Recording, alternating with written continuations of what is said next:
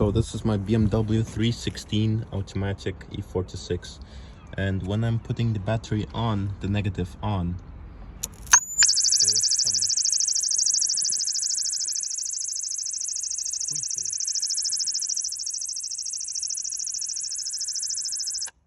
coming from like this engine side, like from back there.